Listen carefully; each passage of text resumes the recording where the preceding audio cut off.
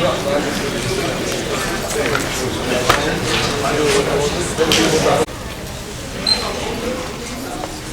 dia, gente. Bom dia. Bom dia aos colegas aí de todos os estados também. Dá prosseguimento hoje a um dos temas que costuma ser considerado difícil aí por alunos e professores, que é o combinatório.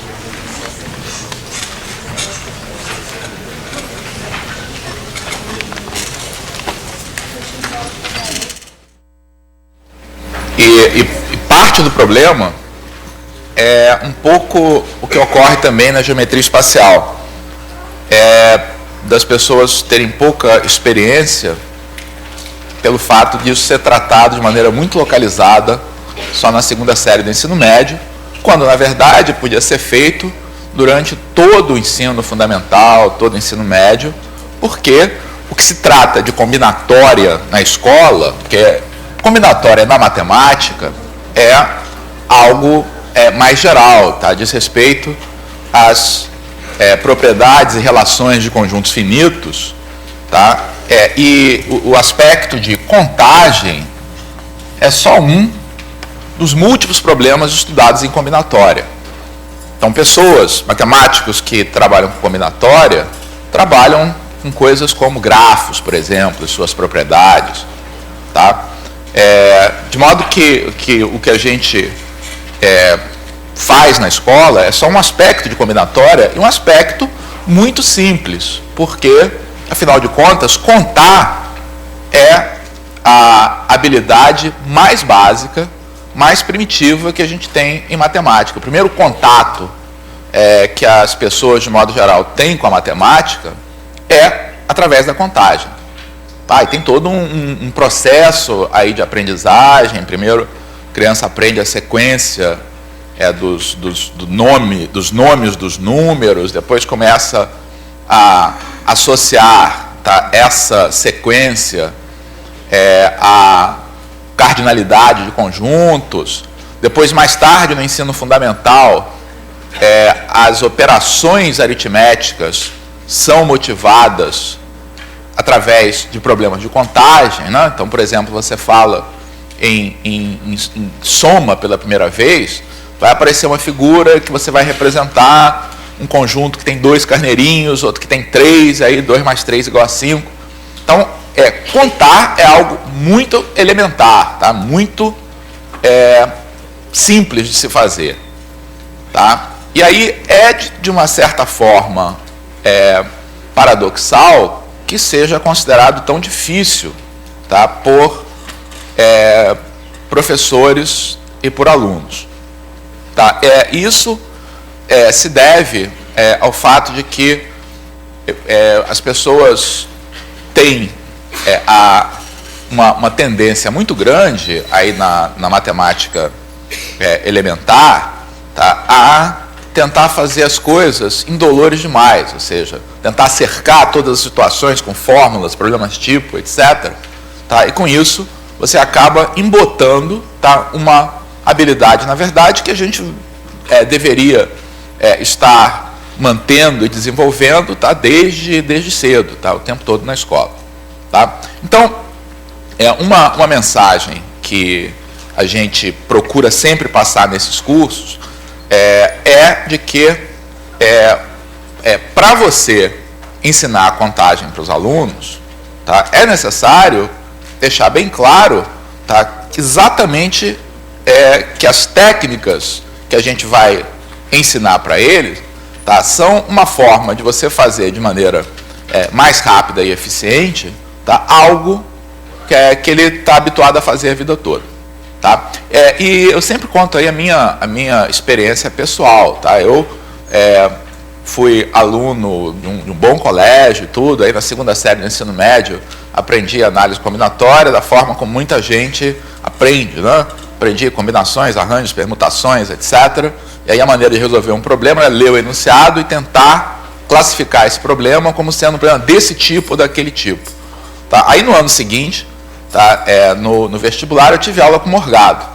Tá? Então, vários de vocês têm certeza que já tiveram tiveram a sorte aí de ter alguma aula, tá, com o Morgado, tá, ao vivo. Os demais que não tiveram essa sorte, amanhã a gente vai ter um vídeo sobre matemática financeira, tá, onde o Morgado virtualmente vai continuar a nos ensinar muitas coisas. Então, para mim, tá, foi uma diferença enorme, tá, entre aprender o assunto da maneira tradicional, por problema tipo, tá, e da forma, tá, como o Morgado me ensinou, tá, e hoje em dia eu procuro repassar também aí para as pessoas, que é você pegar um problema e olhar para ele, tá, como ele deve ser olhado, como uma coisa simples, tá, não como uma coisa complicada, em que você tem fórmulas esdrúxulas e você tem que encaixar em uma delas, tá? Então,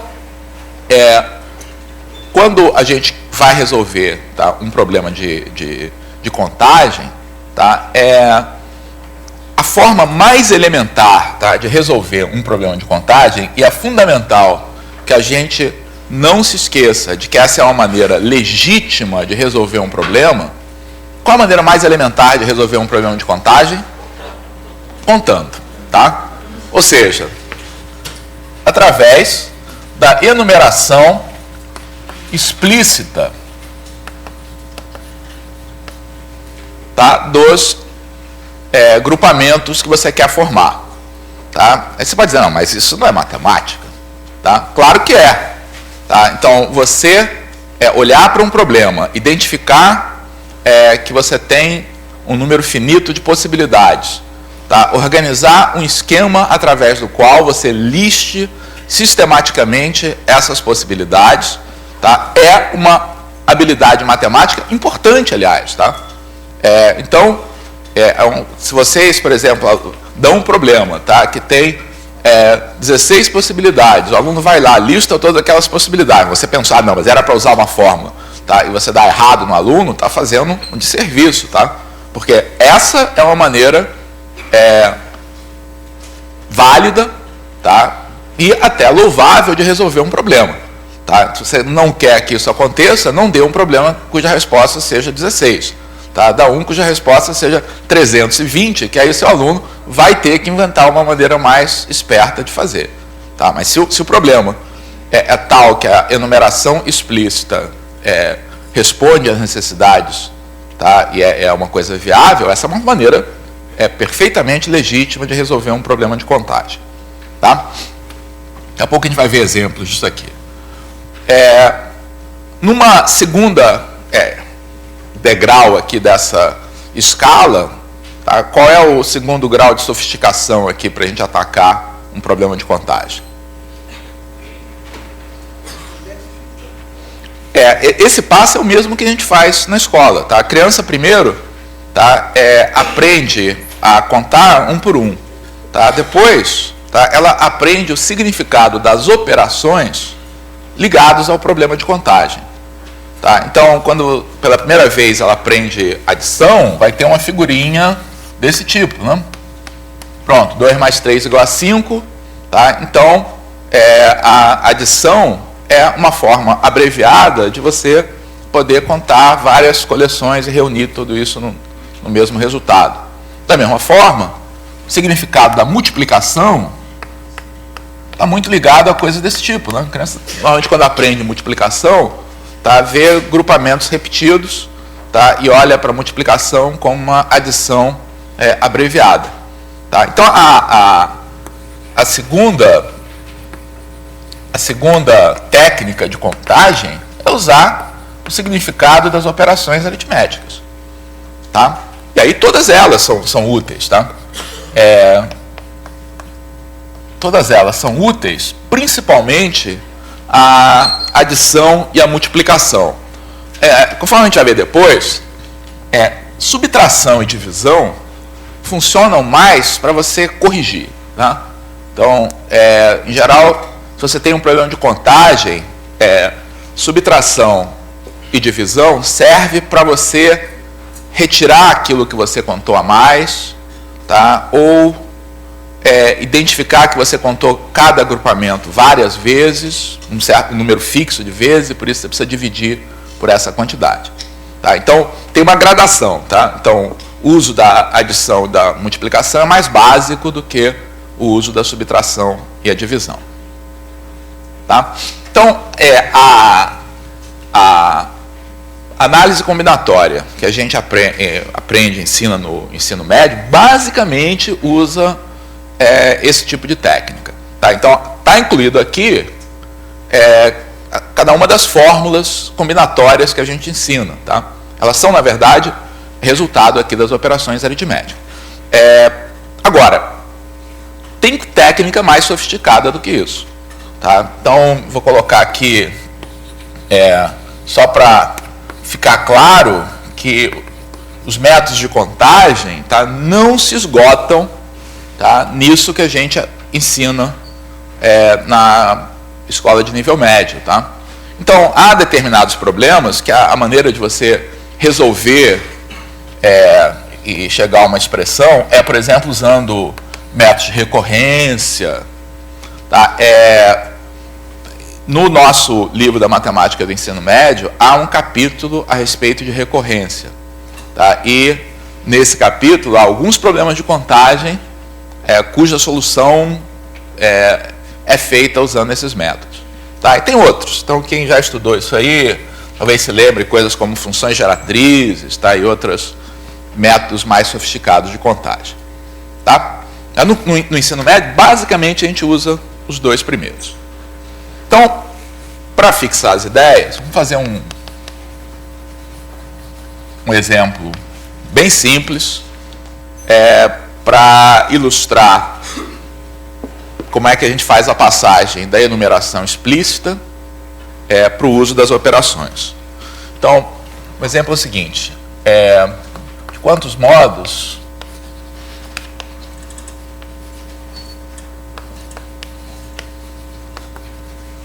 pode-se escolher o líder e o vice em um grupo de 4 alunos?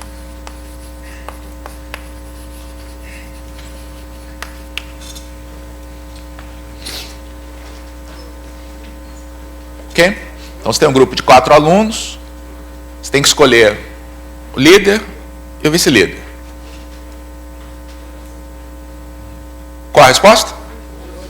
12. Está correto, tá? E o simples fato de ter dado 12, tá, uma resposta pequena como essa, já nos diz que esse é um problema que seria perfeitamente viável se você apresentar a um aluno que ele resolvesse através de uma listagem sistemática de todas as possibilidades. Tá? E é interessante fazer isso. Quer dizer, eu sugiro que quando vocês começarem a fazer esse assunto, tá, comecem com problemas em que você possa fazer uma listagem sistemática, tá, para dar confiança aos alunos de que o método abreviado de contagem corresponde a algo mais concreto, tá? Corresponde a algo que está na experiência anterior. Tá? Então, como é que a gente faz para listar isso aqui? Porque a maneira de você fazer essa listagem não é começar a citar possibilidades A, B, depois eu vou juntar C com D, depois A com... Isso não vai levar a lugar nenhum, né? Então, se você vai fazer essa enumeração, é necessário, tá, para que a gente tenha certeza que examinou todas as possibilidades e que não deixou nenhuma de fora, fazer isso de maneira sistemática. Tá? Então, como é que vocês propõem fazer isso aí de maneira sistemática? Uma tabela? Fixa um. Tá bom, organizar sob forma de tabela, tudo bem. Tá? Mas isso que o colega ali falou, fixar um, tá, o que a gente vai fazer, é importante porque isso vai nos mostrar como abreviar o processo depois. Tá? Então, você fixa alguém como líder, A, por exemplo. Tá? E aí esgota todas as possibilidades de vice-líder. Então, eu vou ter AB, AC, AD. Tá? Depois, fixo B como líder. Tá? Esgoto todas as possibilidades de vice-líder. Tenho BA, BC, BD. Faço a mesma coisa com C, faço a mesma coisa com D. Pronto. Tá? Listei todo mundo. E aí, obviamente, tá? Eu tenho, contando aqui diretamente, eu verifico que são 12 possibilidades. Acontece que quando você lista as coisas dessa forma, tá? A gente, na verdade, tá? Tem preparado a passagem, tá? Preparada a passagem para o uso das operações aritméticas, tá? Porque o que a gente fez, tá? Aqui nesse problema, tá? Ao decidir fixar cada uma das escolhas aí para líder, tá? Olhar para esse problema de uma maneira organizada, tá? Olhar para esse problema como uma estratégia, tá? De formação desses grupos, tá? A gente olhou para esse problema do seguinte modo: para formar cada um desses grupamentos, tá? Eu tenho que tomar uma decisão que tem duas etapas. Tá? A primeira etapa é a escolha do líder.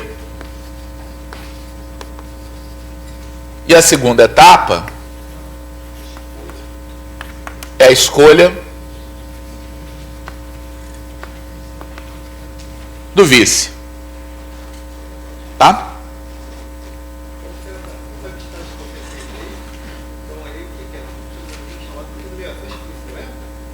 Foi, pois mas eu estou agora passando aqui para a maneira mais rápida de olhar para esse problema.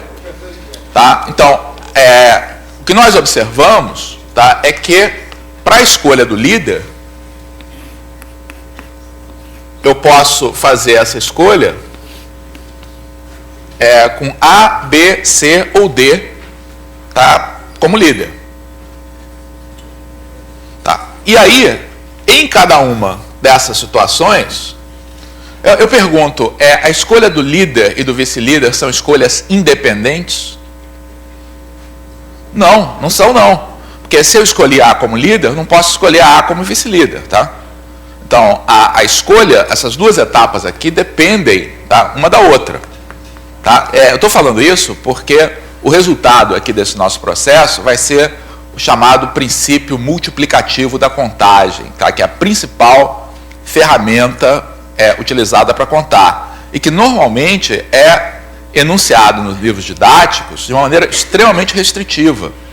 Tá? Os livros muitas vezes dizem que para você aplicar o princípio multiplicativo é necessário que as diversas etapas sejam independentes entre si. Tá? Não é isso que é necessário não, tá? Porque aqui a primeira etapa e a segunda etapa têm uma interdependência, eu não posso escolher a mesma pessoa. Tá? O que é fundamental não é que essas etapas sejam independentes. O fundamental é que o número de possibilidades seja independente das etapas anteriores. Tá? Então, o que o princípio multiplicativo diz, tá, é que se essa primeira etapa pode ser feita de P modos, tá?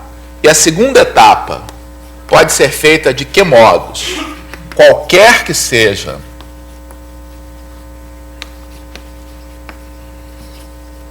a decisão anterior,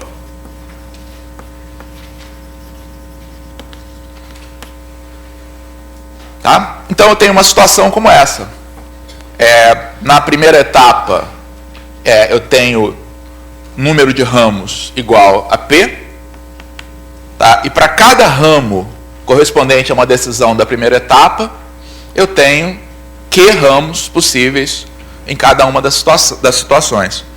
Tá? Então, o número de possibilidades corresponde exatamente ao significado mais básico da multiplicação, tá? Que é a contagem desses grupamentos de Q, P vezes. Tá? Então, o número total de possibilidades é igual a P vezes Q, tá? E isso é o famoso princípio multiplicativo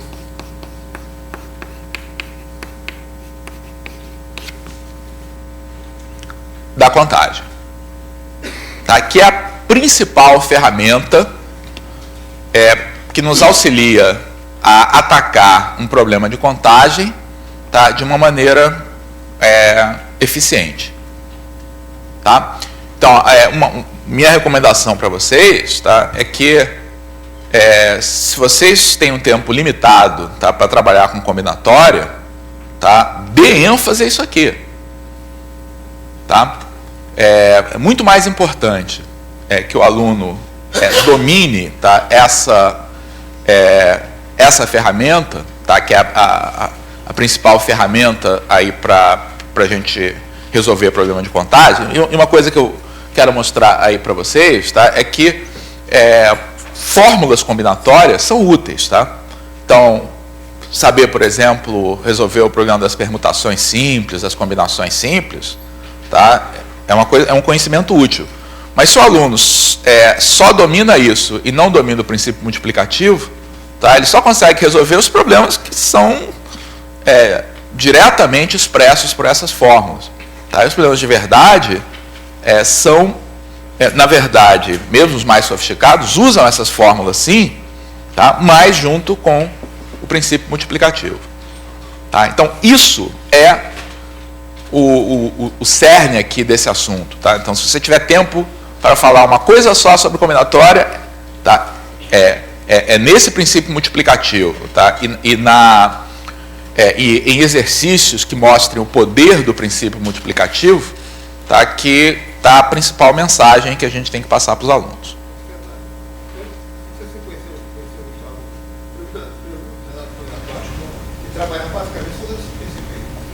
Então, hoje em dia tem vários livros que trabalham dessa forma e certamente essa é a maneira que a gente deve trabalhar.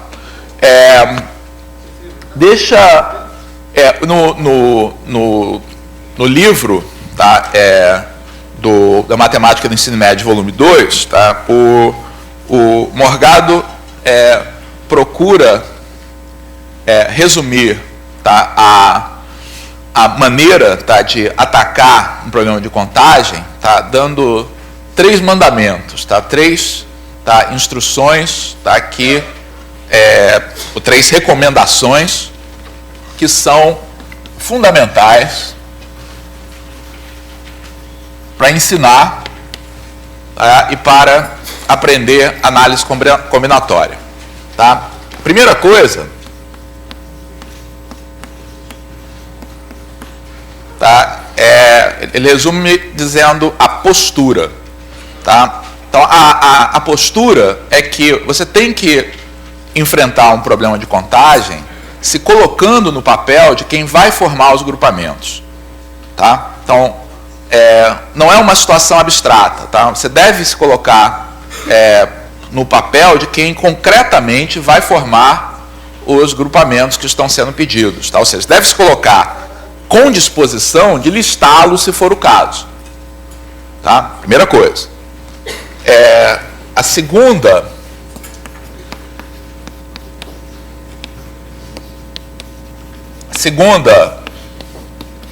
recomendação, tá, é você dividir a formação desses grupamentos, tá, em etapas, que na verdade é uma habilidade de planejamento. Tá? Você tem que planejar de que maneira você vai formar esses grupamentos. Ter isso bem claro, tá?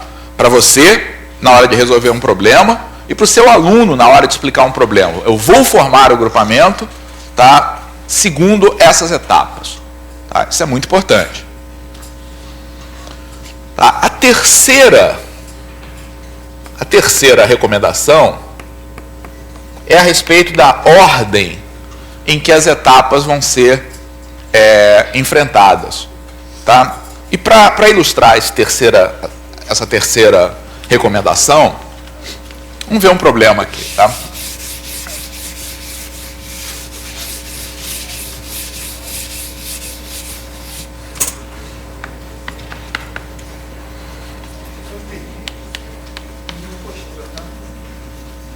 Postura se refere a se colocar no papel de quem vai formar o grupamento e não de quem vai adivinhar a resposta.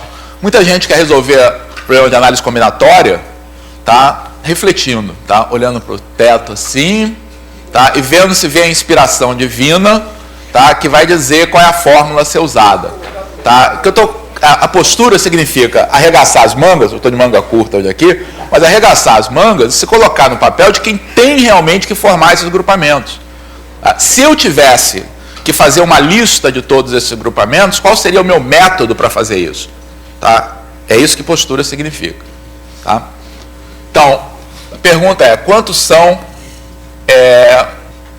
os números de 3 algarismos distintos?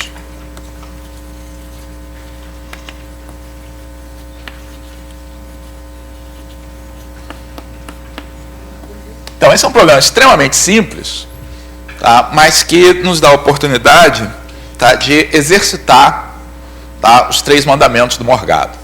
Tá? Inclusive o terceiro que eu não escrevi ainda. Então, a maneira como a gente ataca esse problema, tá, é pensando, tá, que nós vamos ter que formar um número de 3 algarismos. Tá? E para formar um número de 3 algarismos, tá, nós temos que escolher um algarismo de cada vez. Tá? Então, nesse problema é muito natural como é que vai ser a divisão em etapas. Tá? O meu planejamento, tá, é escolher um algarismo de cada vez. Tá? São 3 etapas, tá? Mas em que ordem eu vou cumprir essas etapas? Então, vamos tentar fazer de 2 modos diferentes, tá? Vamos tentar fazer assim, tá? E vamos tentar fazer assim, tá? Da esquerda para a direita, tá? E da direita para a esquerda. Tem outras ordens aí, mas essas 2 vão ilustrar o que eu quero fazer.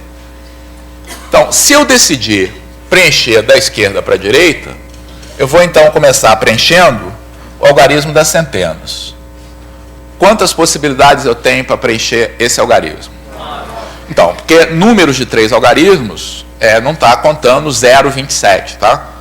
Os números de 3 algarismos são os números entre 100 e 999, tá? E aí eu posso colocar nessa primeira posição qualquer algarismo menos o 0, tá? Então pode ser qualquer um dos de 1 a 9, e às vezes, tá, para a gente fixar as ideias, é útil a gente pensar numa situação. Posso ter preenchido com 7, por exemplo, aqui. Tá? Na segunda etapa, tá, eu terei escolhido, tá, qual é esse algarismo, tá, e vou, então, ver de quantos modos eu posso preencher esse segundo algarismo. Quantos modos? E é necessário, o pessoal está falando 9, tá? E é necessário a gente pensar o seguinte: se eu perguntasse a vocês assim, ó, tem um número de 3 algarismos, de quantos modos eu posso preencher esse algarismo que está aqui? 10, tá? Então, é 9 porque eu estou durante o processo de preenchimento, tá? E, portanto, eu tenho restrições que vêm da sequência através da qual eu estou preenchendo esse meu número. Tá? Então, realmente, é 9 porque, nesse momento, eu posso usar o 0, então o 0 que estava no ostracismo aqui volta a poder ser utilizado. Em compensação, eu não posso usar o algarismo que eu coloquei aqui, tá? No caso 7. Tá? Então, o único que não pode ser usado é quem eu coloquei aqui. Portanto, eu tenho 9 possibilidades. Ok? Aí fixei um deles. Digamos que eu tenha colocado um 2 aqui. Finalmente, eu tenho a última casa. Tá? Nesse momento, quantos algarismos eu posso colocar aqui? 8. Porque eu posso usar todo mundo, tá? Exceto os 2 que foram usados nessa posição. Tá? Então, o número de possibilidades, as premissas do princípio multiplicativo valem.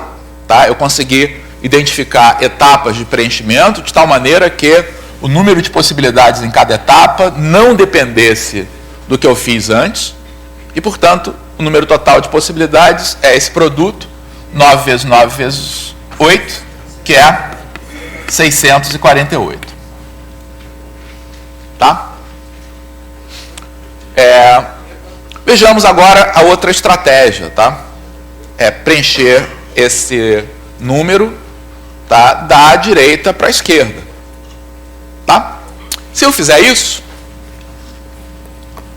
quantas são as minhas possibilidades de preenchimento para esse algarismo?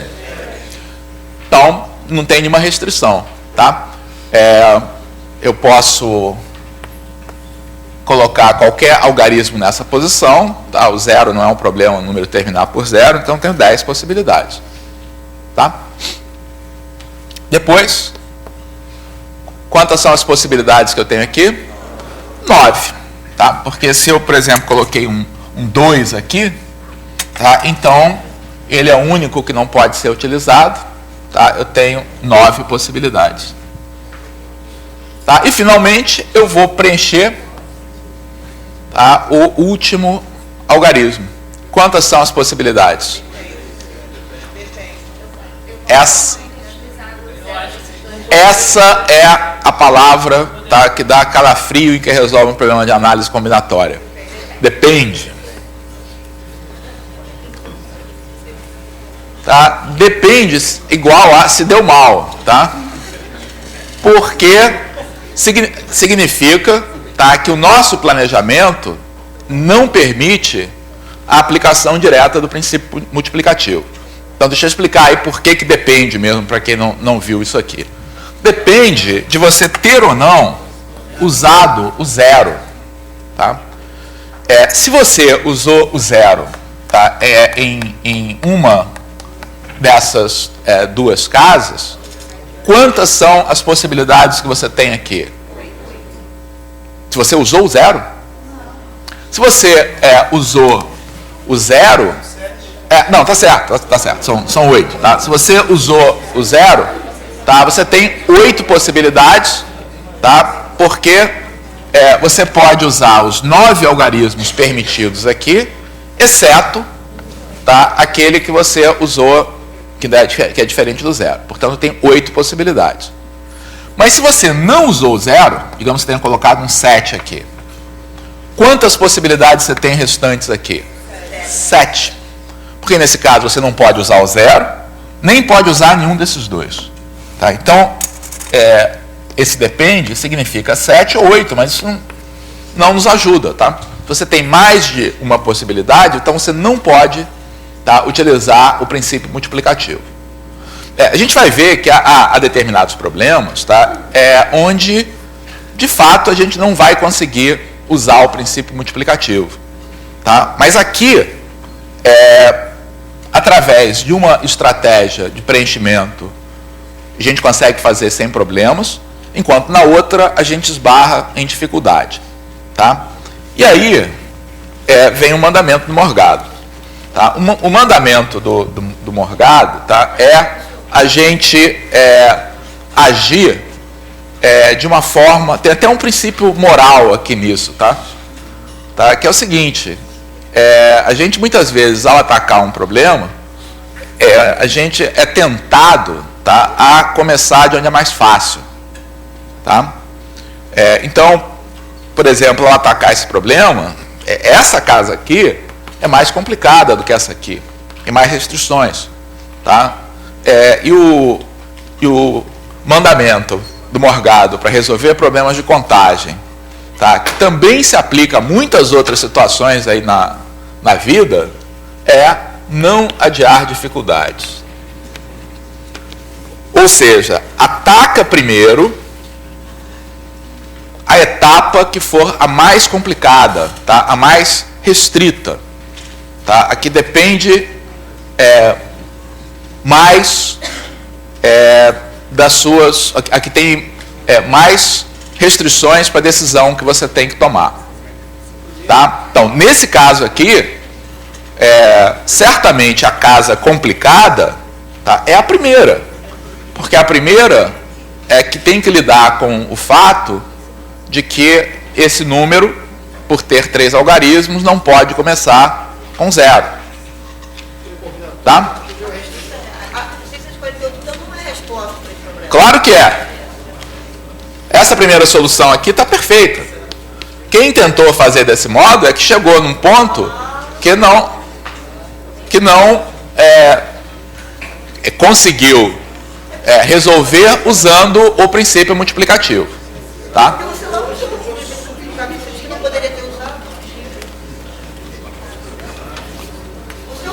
Então, essa solução está completa, correta.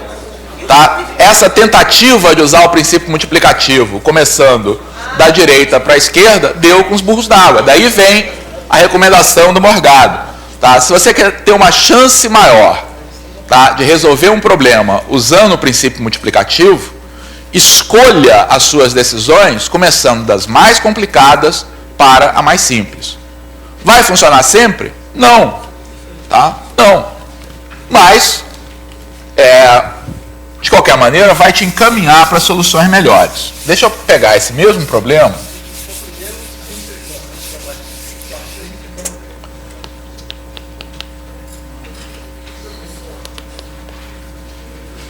Deixa eu colocar aqui o problema para vocês irem pensando, enquanto eu respondo.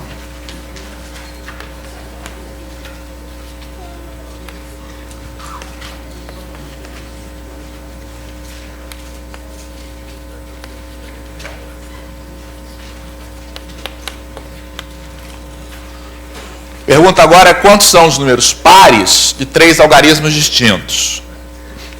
Quando vocês pensam um pouquinho, deixa eu responder quem é que tinha dúvida.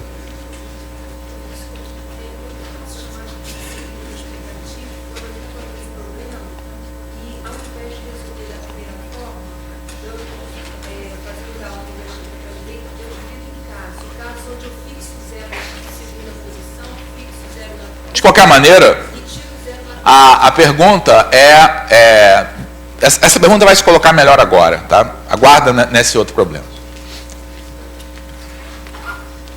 Tá? A pergunta aqui é quantos são os números pares de 3 algarismos distintos.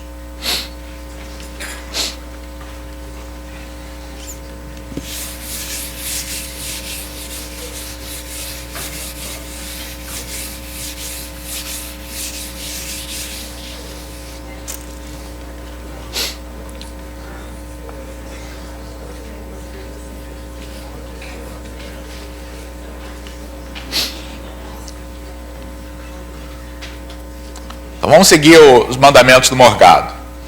Postura. Postura é isso, tá? Vou me colocar no papel de que tem que escrever um número de 3 algarismos. Estou preparado para escrever um número de 3 algarismos. Tá? Segundo, divisão em etapas. Divisão em etapas é natural. Vou escolher um algarismo de cada vez. Tá? Então, a primeira e a segunda, segundo mandamentos, na verdade, são uma coisa só. Tá? A terceira é ordem. Então, a recomendação do Morgado é começar por onde eu tenho mais restrição para colocar um algarismo. Tá?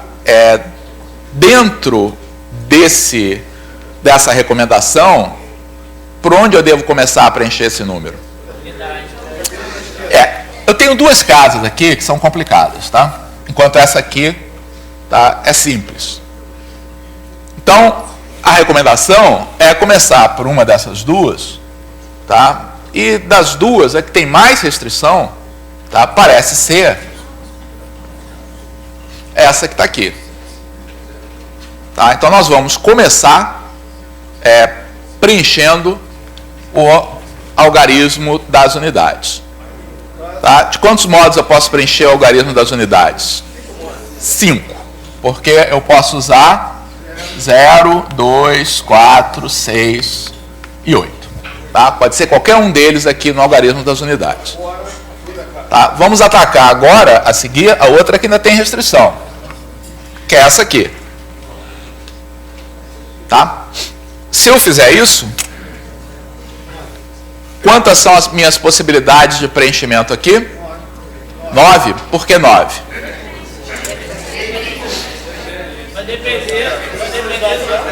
Infelizmente, depende. Depende de eu ter ou não usado o zero na última casa. Se por acaso eu tiver colocado um zero aqui, tá? Então, nesse momento, o único algarismo que é proibido é o zero. Tá? Na verdade, é o zero proibido duas vezes. Né? É proibido porque não pode repetir e é proibido porque não pode ser zero. Então, eu posso ter 9 escolhas possíveis.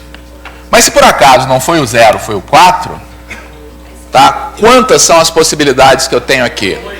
8.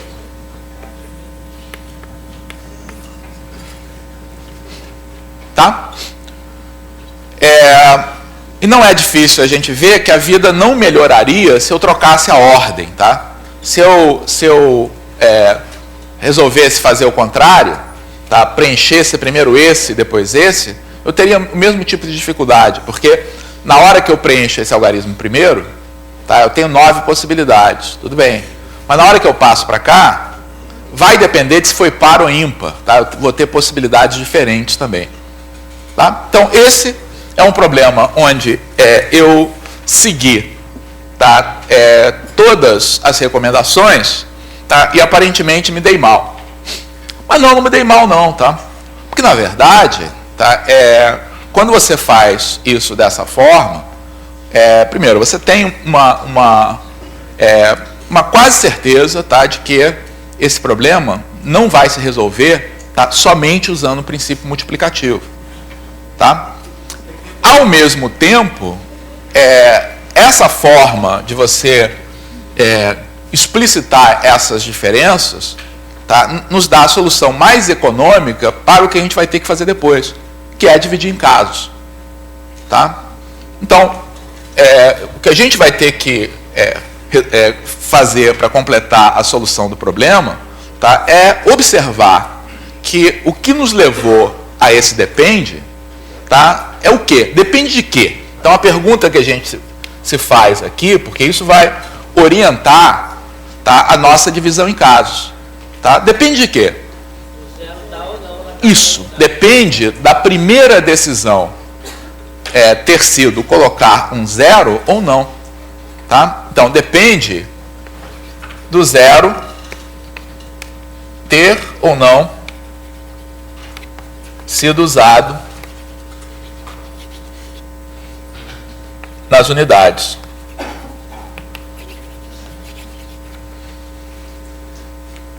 Tá?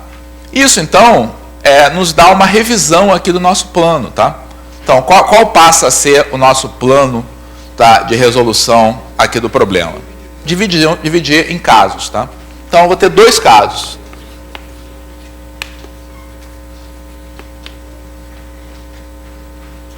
Primeiro caso.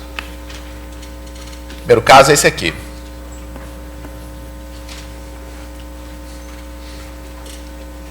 O zero foi o algarismo usado nas unidades. Se isso acontecer,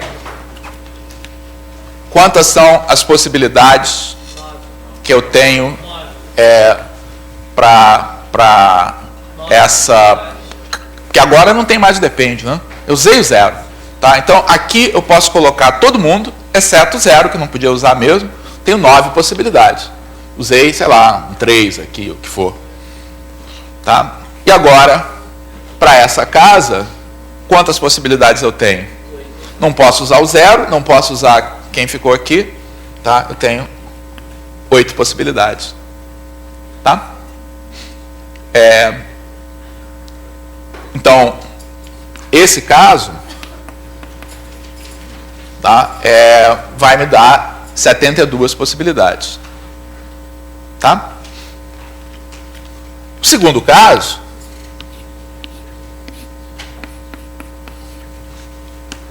é o caso em que esse último algarismo não é o zero. Tá? Então, nessa situação eu não tive que fazer uma escolha aqui porque ela estava fixada. Tá? Agora eu ainda tenho que escolher alguma coisa nessa casa. Né? Quantas possibilidades eu tenho para essa escolha? 4. Pode ser o 2, o 4, o 6 ou o 8. agora, outra vez, eu venho para cá, tá? E não tenho mais dificuldades para determinar quantas são as possibilidades aqui, né?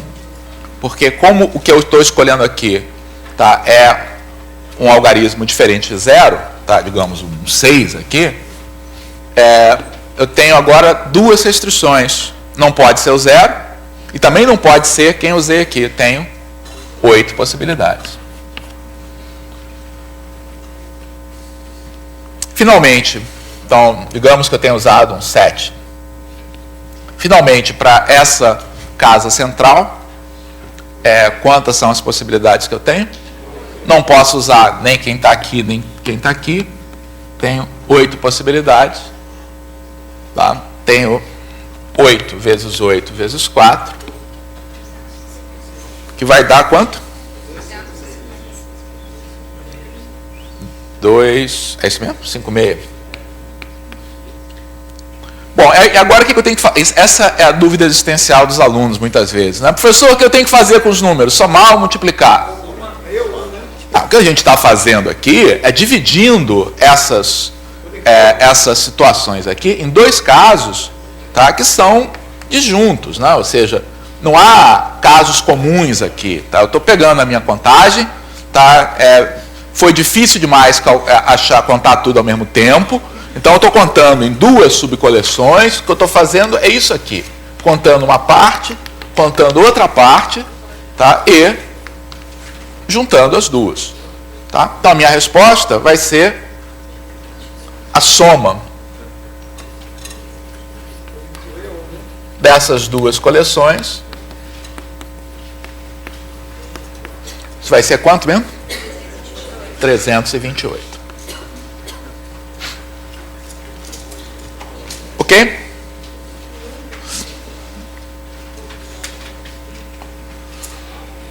Então, usando esse princípio da gente atacar primeiro as coisas mais complicadas, não necessariamente resolve todos os nossos problemas. Não necessariamente a gente escapa de ter que dividir em casos, tá? Mas tem que dividir em menos casos do que se fizer noutra ordem. Tá? Então, realmente é uma recomendação que nos ajuda bem a perceber a natureza do problema. Será que algum de vocês pensou em uma solução mais fácil aí para o problema? Então, eu queria discutir aqui com vocês uma alternativa, tá, para resolver esse problema. Uma alternativa, tá, que, por alguma razão, tá, é muito agradável, tá, aí para as pessoas, tá, é a alternativa, tá, da gente atacar o problema de uma forma através de exclusão. Tá? Então, de fato, para esse problema aqui em particular, tá, a solução por exclusão, tá, conduz a uma solução um pouco mais rápida. Tá? A solução por exclusão qual é? Eu quero calcular, tá, quantos são os números pares. Tá? Então, que tal calcular os números, quantos são os números ímpares, tá, e subtrair do total que eu já calculei antes. Tá? É claro, tá, que não necessariamente o problema de contar quantos são os números ímpares vai ser mais simples do que esse. Tá? Então, numa situação geral, talvez você fizesse isso, tá, e ainda assim tivesse mais trabalho ainda. Nesse caso particular, de fato, é mais fácil contar os ímpares. Tá? Então, quantos são os ímpares?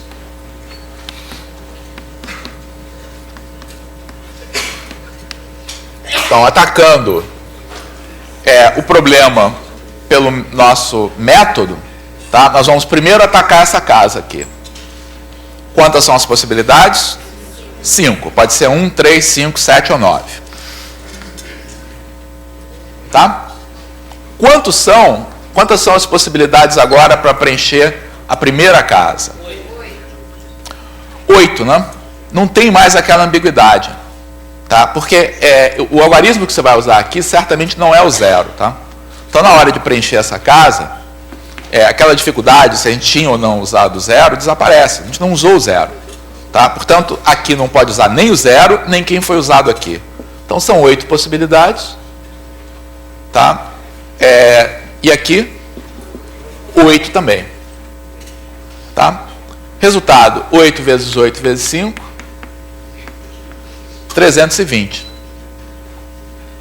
Tá? Então, quantos são os pares?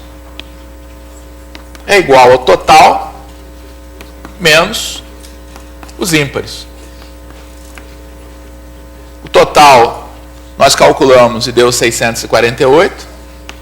Tá? Os ímpares deu 320. Tá? E a resposta é 328. Tá? Pergunto, qual solução é melhor? Essa ou essa?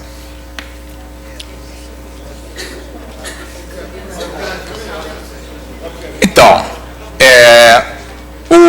o Morgado, tá? Ele sempre alertava os professores para não caírem na tentação de, na hora de ensinar os alunos a resolver problemas de contagem, tá? Não cair na tentação de mostrar que você sabe dar uma solução excelente para o problema, sem trabalho, etc. Tá? Porque a posteriori, tá? Depois que a gente contou realmente os números ímpares aqui, viu que é fácil contar os números ímpares, tá? Essa solução é melhor, tá? Mais rápida, mais direta, mas é menos educativa num certo sentido. Tá? Você, por exemplo, na hora de resolver esse problema, ir direto para essa solução. Tá? Fazer aqui o que eu fiz aqui, mostrar, tal. Olha, a gente também podia ter feito as coisas desse modo, tudo bem. Mas muitas vezes a gente ataca um problema de combinatória com os alunos sem respeitar muito o processo, tá, de você testar métodos de solução, tá, e tende, tá, a passar uma noção subliminar para os alunos de alguma forma que essa solução aqui é pior do que a outra. Tá? Isso é muito ruim. Tá? As duas soluções são equivalentes, tá? E a gente deve estimular o aluno a procurar soluções construtivas, tá? E não destrutivas para os problemas. Tá? Então, Morgado era muito mais radical do que eu sou. Tá? Morgado olhava para isso aqui, tá? Detestava, dizia que isso aqui era um truque, tá? Enquanto aqui a gente tinha o método de solução. Tá? Eu não vou ser tão radical assim quanto ele. Tá? Mas, como vocês vão ver na aula de amanhã, que o Morgado era bem radical assim, com as coisas. Tá? Mas tomem cuidado. Tá? Deixa os alunos desenvolverem métodos e, principalmente, na hora de apresentar as soluções, tá? Não apresenta essa solução aqui com um risinho superior do tipo, eu sou bom à beça, sei resolver problemas de contagem, tá? Sem sofrer. Isso não é educativo. Tá? A maneira como a gente resolve os problemas, tá? É mais dessa forma do que daquela forma que está ali.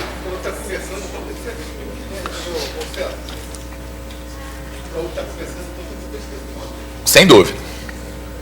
Bom,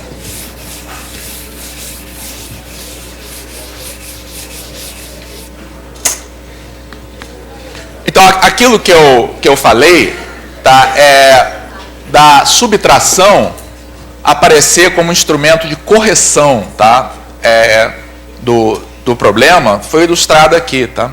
Então, subtração normalmente é usada desse modo. Você conta mais, depois subtrai alguma coisa. São soluções até certo ponto indiretas.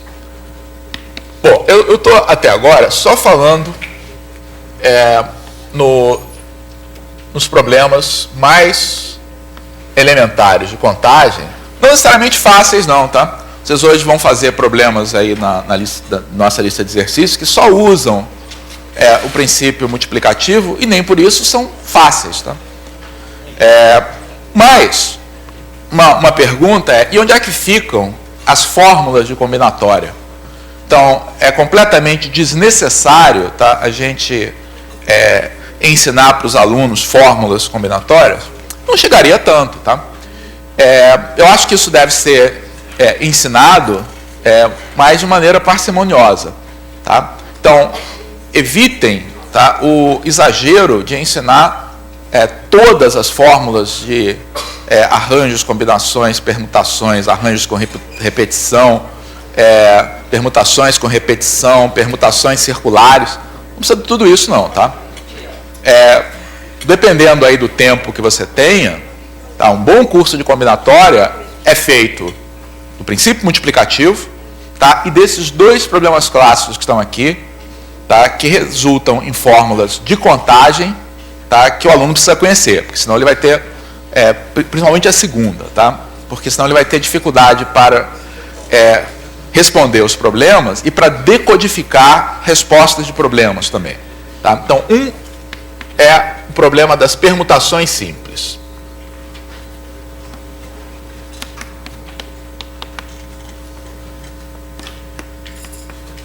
Que responde a esse problema aqui. De quantos modos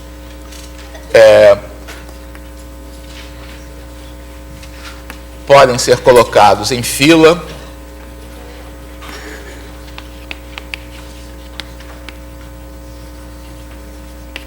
N objetos. O segundo problema é o problema das combinações simples, que da qual resulta a fórmula de contagem mais importante de todas. Tá? A mais famosa, a mais usada, tá? A mais importante para as aplicações é a fórmula da contagem das combinações simples, que é a resposta ao seguinte problema: de quantos modos podem ser escolhidos P dentre N objetos distintos.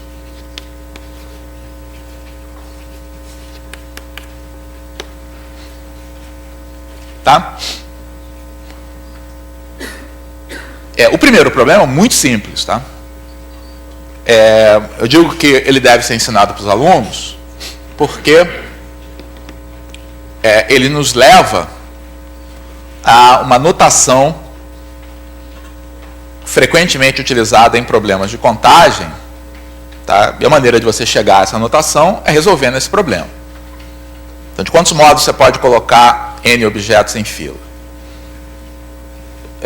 Postura. Vamos enfileirar os objetos. Tá? Divisão em etapas. Vou colocar um objeto de cada vez. Tá? Ordem.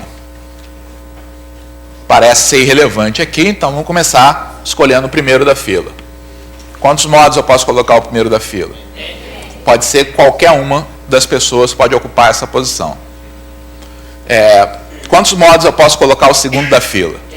Note que antes de eu preencher, mais uma vez, podia ser qualquer um, tá? Mas quando eu já escolhi quem foi colocado aqui, só sobraram N-1 pessoas para essa posição. Então, e assim por diante, até que quando eu chegar na última posição, só sobrou aquele pobre coitado que não foi escolhido ainda, eu tenho uma possibilidade.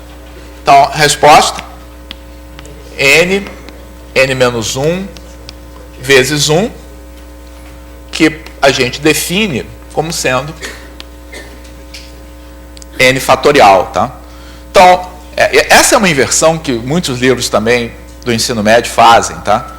Eles começam um capítulo de contagem definindo fatorial, aí faz 30 problemas de simplificar expressões com fatorial. Eu acho isso um horror. Tá? Toda vez que eu analiso um livro didático que faz isso, isso é uma maneira garantida do aluno não gostar de contagem. Tá? Você começar dizendo, olha, vou fazer aqui um capítulo, tá, para o qual você precisa, tá, conhecer essa notação. Tá? Essa é a maneira de afastar o aluno do assunto ao invés de aproximá-lo do assunto. Então, fatorial é uma notação importante, tá, porque resolve esse problema. Tá? Então, fatorial a gente tem que apresentar sim, porque esse problema de você ordenar objetos acontece com muita frequência, tá? E, portanto, deve ser introduzido como uma consequência de um problema de contagem, tá? E não antes de entrar no assunto. Tá? Então, isso aqui muitas vezes é representado por símbolos como P de N. Tudo bem. Esse problema os alunos devem conhecer. O outro problema também. De quantos modos a gente pode escolher P dentre N objetos? Então, a resposta desse problema, a gente poderia, tá, ser levado a pensar que esse problema é o mesmo que a gente resolveu no início da aula, tá, em que eu tinha um grupo e tinha que escolher líder e vice-líder. Tá? A diferença, tá, é que eu não estou distinguindo posições entre as pessoas que estão sendo escolhidas. Não tem presidente, vice-presidente, secretário, tesoureiro. Se eu fosse escolher P das N pessoas, supondo que são pessoas, para ocupar cargos distintos, esse seria um problema que eu não teria a menor dificuldade de resolver. Tá? Porque aí, para escolher quem vai ser o líder, eu teria N possibilidades. Para escolher quem vai ser o vice-líder, eu teria N-1 possibilidade. Então, tem a mesma estrutura, tá, lá do outro problema, exceto de que a gente não vai até o final, sobra a gente. Tá? Quando eu chegar aqui na última casa, eu vou ter N-, então, na casa 1 eu tenho N-0, na casa 2 N-1, na casa P, N-P-1. Tá? E a resposta para esse outro problema, que não é o que eu estou querendo resolver, seria esse produto. Tá? Acontece, tá, que não tem boa forma de resolver o problema das combinações simples sem passar por essa etapa. Tá? Então, para fixar as ideias, então, se eu tenho 5 pessoas, tá, para escolher grupos de 3,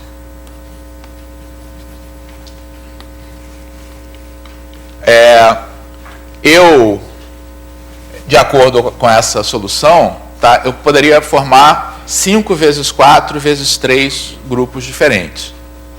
Tá? Como é que a gente corrige essa resposta? Bom, ela está errada, né? Ela está errada porque se eu escolho A, C, D, A como presidente, C como vice, D como tesoureiro, tá? Através dessa contagem aqui, eu estou contando a situação em que D é o presidente, C é o vice, A é o tesoureiro, como sendo um grupamento diferente. Quando, na verdade, é a mesma escolha, tá? Porque ambos correspondem a escolher o subconjunto ACD. Tá? Tanto essa escolha quanto essa aqui correspondem a escolher A, C e D. Tá? Então, o que está acontecendo nesse problema, e por sorte, tá, isso está acontecendo desse modo, tá, é que a gente está fazendo contagem em excesso. Tá? O nosso resultado é menor do que esse. A nossa sorte, tá, é que a gente está contando a mais de uma maneira regular. Porque, na verdade, esse grupamento ACD vai estar sendo contado nessa nossa solução tantas vezes quantas são as possíveis formas de eu ordenar esses objetos. Tá? Então, se eu quiser saber quantas vezes eu estou contando isso aqui, todas as ordens vão aparecer. Tá? E quantas são essas ordens? Então, isso aqui é contado 3 fatorial, que é igual a 6 vezes. Tá? Então, como eu disse, a subtração e a divisão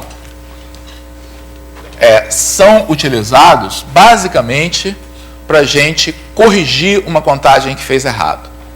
Tá? Então, quando eu conto considerando uma ordem artificial nos P objetos, eu tenho esse produto, n vezes n-1 vezes n-p-1. A melhor maneira de pensar nisso é fatores decrescentes, tá? A partir de n, p fatores. Tá? E, para corrigir a minha resposta, eu tenho que observar que cada um dos grupamentos está sendo contado tantas vezes quantas são as suas possíveis ordenações, que são quantas? P fatorial. Então, essa é a fórmula mais importante da análise combinatória.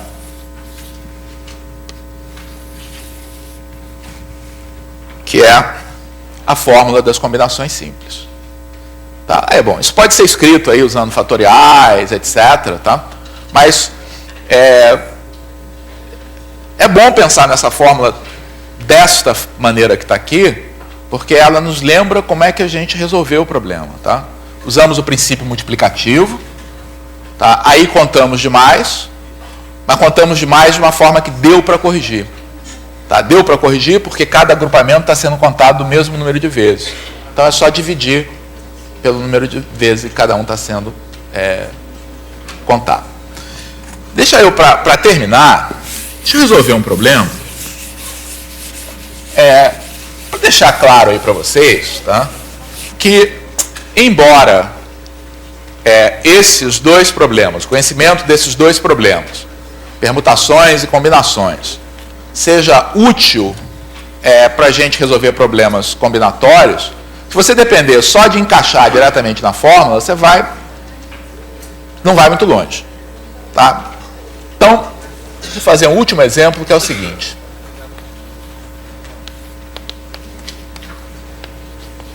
Quero saber de quantos modos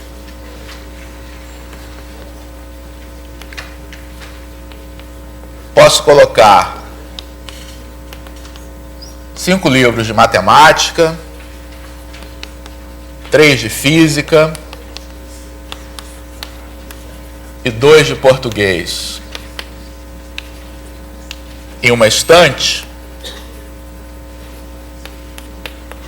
Vamos colocar em uma prateleira, ficar claro que eles ficam na mesma prateleira.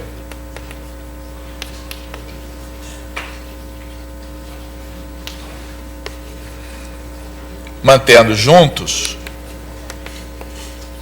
livros de mesma matéria.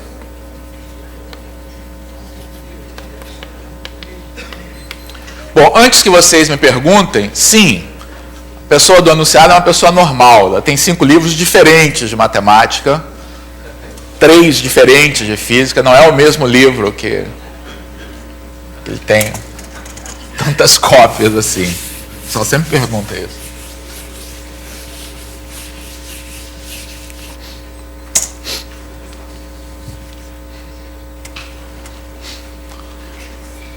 Então, esse é um problema de quê? Pois esse é um problema de permutações. Né? Mas se você só sabe que é um problema de permutações, tá mal, né? Porque não tem uma fórmula que resolve o problema. Tá? Você, para atacar esse problema, a maneira como a gente resolve esse problema é trabalhando com permutações, sim, mas aliado ao princípio multiplicativo, tá? E aliado a todos aqueles mandamentos lá do Morgado. Tá? Então, você vai colocar os livros na prateleira. Tá? Livros de matemática, física, português. Ok? Então, como é que você vai organizar esses livros na prateleira? Quais são as etapas aí do seu processo decisório? Eu tenho um total de 10 livros. 5 a 5? Olha só, você está tentando encaixar numa fórmula. Se deu mal, tá? Não vai chegar na resposta. Quais são os processos? Antes eu tenho que planejar, depois os números vão aparecer. Quais são as etapas do planejamento? Qual é a primeira etapa? Você vai colocar os livros de matemática, mas eu não sei onde é que eles vão ficar ainda.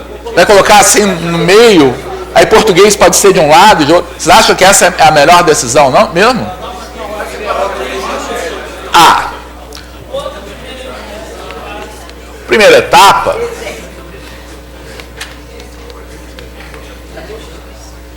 Eu vou decidir como é que... Essa não é a única maneira, tá? Mas a solução mais natural, tá? É você pensar que tem dois níveis de decisão. Tá? Uma decisão assim de mais alto nível da arrumação, tá? Como é que você vai colocar na estante o bloco de matemática, o bloco de física, o bloco de português. Tá? E depois, na segunda etapa, ou na segunda, terceira, quarta etapa, se quiserem, é ordenar os livros de cada matéria.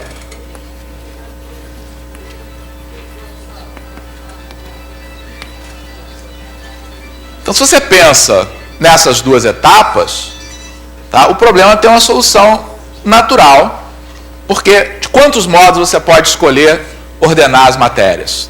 Quantas são as matérias? 3. Então, essa etapa aqui, você tem 3 fatorial modos, tá, de escolher como é que você vai colocar as matérias em ordem. Então, pode ser, por exemplo, que você tenha resolvido colocar português, depois física, depois matemática. Tá?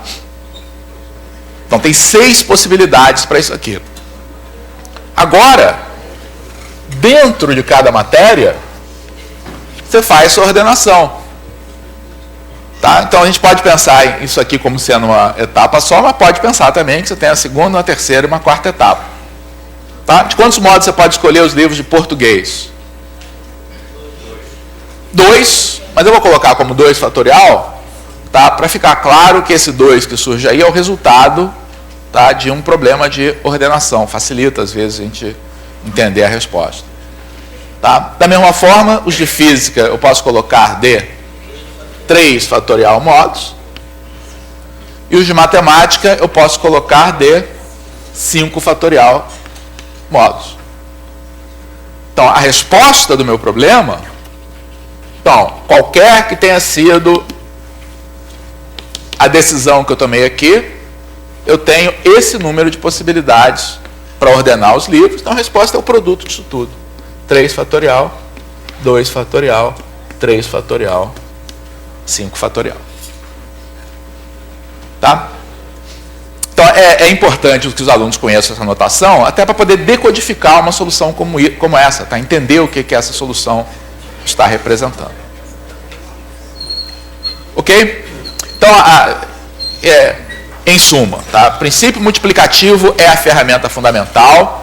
Tá? Esses 2 problemas essenciais das permutações e das combinações os alunos devem conhecer.